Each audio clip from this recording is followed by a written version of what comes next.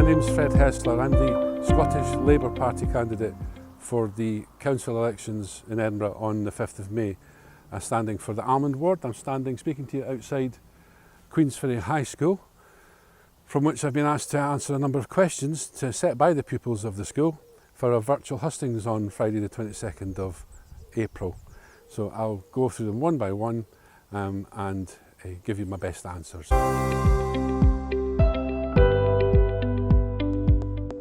Yes, I share those concerns, but there's no getting away from the fact South Queensferry, like it or not, is a tourist attraction with the bridges and the boats, etc.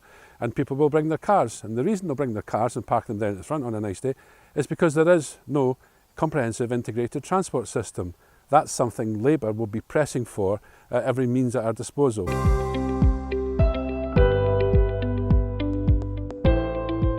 Yes, I can fix the potholes on Station Road, given the means, given the time, given the resources, but the current method of fixing potholes is slow, cumbersome and costly. In the Labour Party, we're looking at designs for alternative means of fixing potholes, some which are less invasive, less time consuming and commensurately less comparatively costly. We'd be proposing to use or try out some of these systems if we have the means to do so after the election.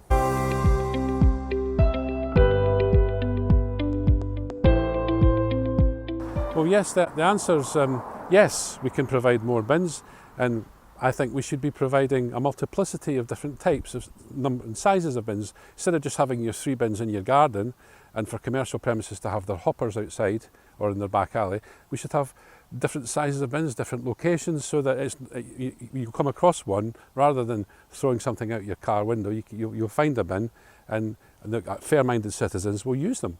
So yes, we can have more bins, but however, what we need to look at is, from a holistic point of view, is why are we producing so much rubbish to throw away in the first place? You know, we need to look at reducing our reliance on packaging.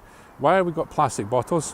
When I was a kid, I used to save up the deposit bottles and return them at the end of the week for more pocket money, 20p on a bottle.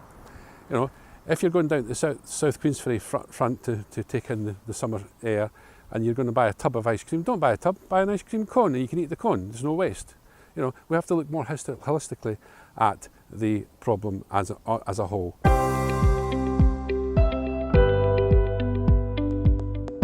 The answer is yes, we can.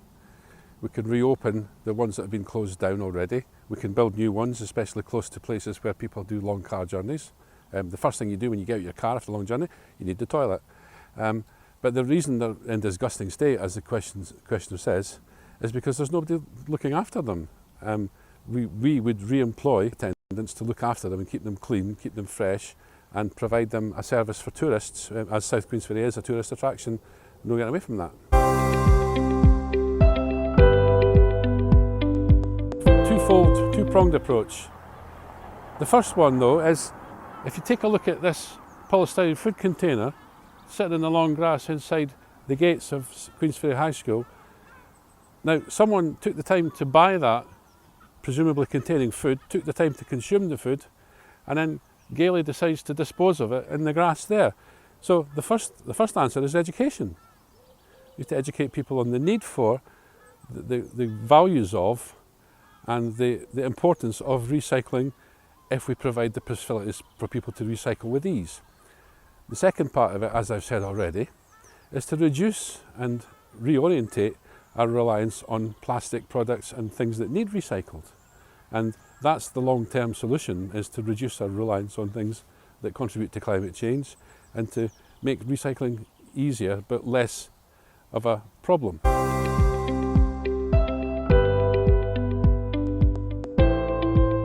I'm not an American citizen. I don't have any strong views on much of what America does, but if it's attacking the rights of a minority group who need to have their rights protected, then as a lifelong socialist, any minority group in history, and especially in America, black people, lesbians, gay, slaves, you know, any number of people who you class as a minority, is because they've had their rights trampled on throughout history, so I'll always defend them.